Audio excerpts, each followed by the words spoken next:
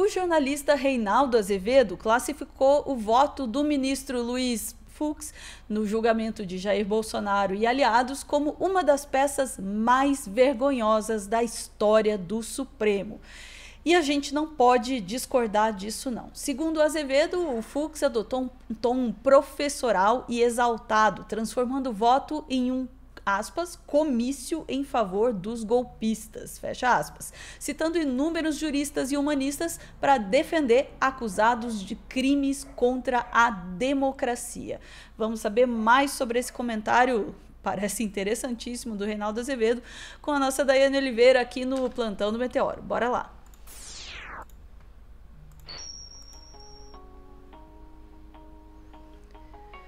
Daiane, olha, finalmente, que bom que alguém tá levantando a voz aí contra, né, já tá finalmente não, né, tá começando, na verdade, as reações ao voto absurdo do Fux no julgamento do Bolsonaro e seus coleguinhas de golpe ali no Supremo. Mas vamos ouvir aí, o que aconteceu? Pois é, Ana, a gente imaginava que o Fux fosse fazer... Eu vou utilizar o termo caquinha e me desculpe, gente, não é nem um pouco profissional, mas é uma caquinha o que está acontecendo no STF hoje. E por que eu estou utilizando esse termo? Porque, gente, é de um milindre, de um malabarismo jurídico absurdo que o Fux é o ministro de defesa do clã, da família do clã Bolsonaro, né, do Bolsonaro nesse caso, e dos outros réus que estão aí no processo de tentativa de golpe de Estado, abolição violenta do Estado Democrático de Direito, dentre outros crimes. O Fux é o único dentre esta turma, e olha, Ana, eu leio até juristas da extrema-direita que podem fazer determinados questionamentos, mas nem eles chegam a defender os bolsonaristas como o Fux está defendendo, sabe? Tem juristas que questionam a fala do Cid, inclusive, que o ministro Fux acabou de validar. E aí as pessoas falam, não, porque essa fala do Cid precisa ser invalidada, etc. e tal. Alguns vão ali para o mérito, de fato, se a primeira turma pode votar ou se precisa ter uma votação do colegiado, a falta do foro privilegiado ser votado ou não pelo STF. E, de fato, tudo isso já foi superado pelo entendimento tanto da turma quanto de vários outros juristas. Se não for o STF que vai julgar casos de golpe de Estado ou de terrorismo nacional, quem vai? Então, assim, são de fato questões que são superadas. Por quê? Porque é a corte que determina o que o restante das outras cortes, dos outros tribunais, vai fazer a partir dali. Então, isso de fato foi superado. Então, dito tudo isso, Ana, por o Fux não tem nada superado. E é um malabarismo para dizer que golpe não foi golpe, que nem os advogados de defesa se atreveram a fazer. Eu vou te pedir, por favor, Ana, para trazer a matéria do Reinaldo Azevedo, justamente, porque o tio Rei, né, como muitos chamam, e sim, perdão, gente, eu entrei na editoria Reinaldo Azevedo, é uma editoria do Pedro Zambarda, o Pedro não está aqui hoje, aí eu disse, não, vou pegar essa editoria do Reinaldo Azevedo, porque esse texto de opinião é um dos melhores que nós tivemos hoje, li alguns outros, e o que o Reinaldo Azevedo fala é de uma grande coragem, e eu acho necessário que a gente questione posicionamentos como esse do Fux. E ele fala que não é preciso aguardar que o ministro Luiz Fux termine seu voto para que concluamos que se trata de uma das peças mais vergonhosas jamais pronunciadas no Supremo Tribunal Federal. E é exatamente isso. A gente está falando de algo que...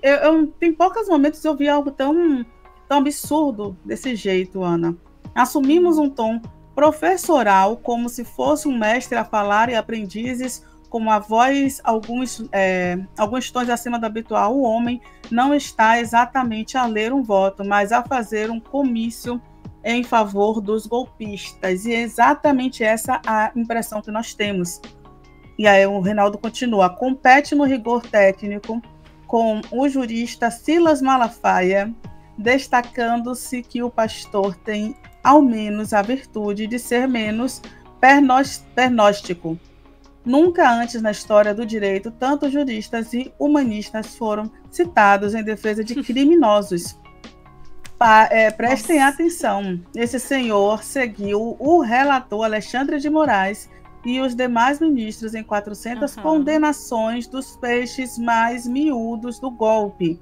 Ele resolveu ser a voz esganiçada no garantismo da impunidade no julgamento dos tubarões.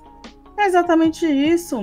Se a Débora do Batom pegou 14 anos porque utilizou do batom, como a gente vai ter o Garnier, por exemplo, sem condenação? Como não existiu tentativa de golpe democrático, abolição democrática? Como não existiu uma tentativa de golpe de Estado? E ainda mais se ele valida o discurso de Cid, se ele valida a delação de Cid, que eu gosto muito de frisar isso, gente, porque o Mauro Cid, ele confirma que entregou a minuta para Bolsonaro, e Bolsonaro fez apontamentos na minuta de golpe, com uma caneta, ele fez algumas modificações e isso foi modificado. Se o Bolsonaro fez essas modificações, sabia de tudo, articulou tudo, inclusive o Cid cita em algumas, na delação, em alguns momentos, que ele viu o Bolsonaro articular algumas coisas, mas que ele não participou, inclusive, de tudo, que tinha reunião que era feita sem ele. Ou seja, o Bolsonaro estava em muitos momentos que o próprio Cid não estava. E se o Cid, e se a gente tem hoje o Fux validando o que o Cid fala, como não é golpe o que é golpe? E aí o Cid tem uma coisa, Ana, que eu não falei ainda, a gente já comentou aqui nos bastidores, que é o fato do Cid dizer que golpe tentado, no caso, não seria tentado, porque teria que ter reincidências de tentativas, e ele ainda fala sobre a não utilização de uma arma de fogo, ele cita, não adianta ter um punhal verde e amarelo, não adianta ideia de envenenamento, não adianta nada. Se não teve uma arma de fogo, ainda que ele fala, inclusive, dos caques, ele fala das pessoas que tinham porte de arma, ele inclusive falou, nós, ministros, também temos porte de arma, mas se não houve essa utilização, tipo uma organização, né, não houve uma compra de armas para aquele ato, então não é golpe, gente, porque o golpe precisava ter uma arma comprada ali, com CNPJ, registrado assim, Golpe Brasil. Exatamente. É que daí só é golpe de Estado se for da região do golpe de Estado da França. Se não é só, sei lá, baderna com bolinha. Vamos lá. Não sei mais o que. Tá louco, viu? Difícil, viu? Diga. Quer continuar com o Reinaldo aqui? Pronto, tem só mais um trecho que é justamente que ele cita, né? O que aconteceu entre aquelas votações e o caso da tal cabeleira quando, então, resolveu operar um... Peraí, Ana, eu tô lendo a sua tela. Ah, foi mal! Quando, então, resolveu operar uma inflexão, deixando claro que já mirava a proteção aos grandes do golpismo, quais forças passaram a operar na cabeça do ministro. E aí eu vou te pedir só para passar mais um parágrafo, que eu acho que é importante, é justamente, né? O Fux votou pela nulidade de todo o processo, apelando a questões que já haviam sido examinadas pelos ministros. O foro diz deveria ser a primeira instância, não o Supremo, e permanecendo o caso do tribunal que fosse, então, julgado pelo pleno, não pela turma. Alegou ainda o cerceamento da defesa, que não teria tido tempo de examinar 70 terabytes de material colhido para apurações, o que chamou de bilhões de páginas, hipóteses, suponham, em que o processo seria concluído por volta de 2185. Comprou a tese do duplo date dump, que ele chamou documentos dump, como se estiver efetivamente todo e qualquer conteúdo extraído de celulares e computadores fosse relevante para o processo. E é isso, né, gente? Essa tese foi levantada pela defesa do Braga Neto, foi comprada pelo Cid. O Reinaldo continua derrubando tudo que o Cid fala, e eu acho que o milindre jurídico vergonhoso que o Fux fala hoje, para tentar defender quem é indefensável, porque nenhum advogados de defesa tiveram coragem de dizer que não houve tentativa de golpe, tentativa de abolição violenta, além da defesa do próprio Bolsonaro, que fala isso.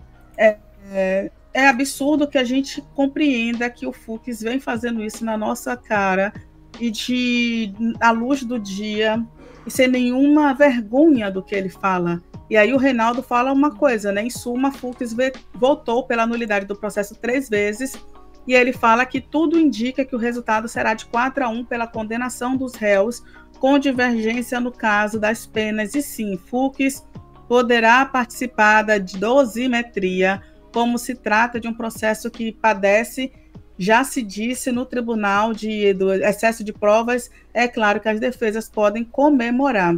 E se abre uma perspectiva ainda que remota de que um dia se venha a anular o julgamento por causa dessa fala do Fux, é o que aponta o Reinaldo Azevedo, e é realmente uma possibilidade. O Reinaldo fala uma outra coisa, Ana, que é só para a gente finalizar aqui, que é importante que a gente, inclusive, tenha um olhar para 2026, porque ele diz que se a direita vencer a eleição presidencial, a direita pode indicar 3 próximos ministros, porque o Fux vai ser substituído em abril de 2028, a Carmen Lúcia em abril de 2029 e o Gilmar Mendes em dezembro de 2030. E aí é uma coisa muito perigosa. Vai que a gente não tem, por exemplo, um novo governo, uma reeleição do Lula, por exemplo, um governo democrático, um governo progressista. Quem serão esses indicados que estarão nesta corte, esses 3 indicados, inclusive, que estarão ao lado de Moraes e do Flávio Dino, que serão votos superados, né, 3-2, neste processo de disputa. Então, é muito importante realmente a eleição presidencial de 2026, Ana. Realmente, Dai, o voto do Fux pode não fazer uma grande diferença nesse momento, mas ele abre espaço para recurso, ele abre espaço para mais para frente alguém querer alegar, né, dependendo da mudança nas regras do jogo, querer invalidar o julgamento. Então, assim, não é como se ele fosse apenas um voto vencido, que ele vai ser voto vencido, praticamente certo, mas não é tão inócuo quanto pode parecer à primeira vista, tá? De resto, dito isso, eu diria que o Fux fez, assim, um discurso histórico, realmente muito bem embasado e muito bem construído, Dai, exceto pelo fato de que ele é o juiz e não o defensor dos acusados. Tirando só esse pequeno detalhe, porque, sinceramente, ele foi mais competente na defesa dos réus do que as suas próprias defesas. Ele foi, e eu não estou exagerando ao dizer isso, ele foi mais longe do que as defesas dos próprios acusados, que muitos deles admitiram, né? Inclusive que houve, sim, tentativa de golpe de Estado, só que o meu cliente não participou, né? Todos eles estavam ali tentando livrar o seu. O Fux, não, o Fux foi mais longe do que todo mundo, tentou defender que não teve golpe de Estado porque não tinha arma de fogo, né? Não tinha arma de fogo, não funciona. O que mais? Não teve abolição do Estado Democrático de Direito porque não teve a abolição, eles não chegou a concluir, então não vale. Enfim, e por aí foi, né? Foi realmente um voto historicamente vergonhoso pro STF, pro Brasil, e abre aí possibilidades. Eu acho que esse voto, o perigo dele não acaba hoje e não acaba neste momento do julgamento. Ele ainda pode ser uma semente de muitos problemas aí pro futuro. É esperar para ver que consequência vai ter, mas ficará na história uma mancha, né, que é esse discurso do Fux. E, de novo, eu vou enfatizar isso porque muita gente vai ouvir e vai dizer: mas é porque ele não falou o que você queria ouvir, é porque ele foi contra a sua opinião. E, cara, é um negócio, assim, completamente fora da curva o que está acontecendo nesse voto do Fux. Não apenas nessa entrega absurda de tempo e forma de entrega desse voto, mas no seu conteúdo muito mais empenhado na defesa dos réus do que suas próprias defesas, e um empenho e uma dedicação inacreditáveis no intento aí de livrar os acusados desse processo das consequências de seus próprios atos. É isso, Dai, ficamos por aqui? Ficamos, Ana. Ficamos. Lembrando que, enquanto a gente está aqui falando, o ministro... Desculpa, eu não consigo. Ministro Luiz, foda-se, tá lá fazendo ainda o seu voto, tá? Começou às 9, eu tô indignada por isso. Começou às 9 horas da manhã, eu tô sentada nas cadeiras desde as 9 horas da manhã e ele ainda está fazendo o seu voto. Aparentemente, neste momento em que esse corte está sendo gravado, ele está começando a parte do voto em que ele fala do Jair Bolsonaro. Esperemos, porque tem tudo para ser completamente irritante. Eu sabia que isso ia acontecer e mesmo assim eu me irritei. Vamos lá, chat. A gente volta em instantes para mais notícias potencialmente indignantes do dia. Coragem.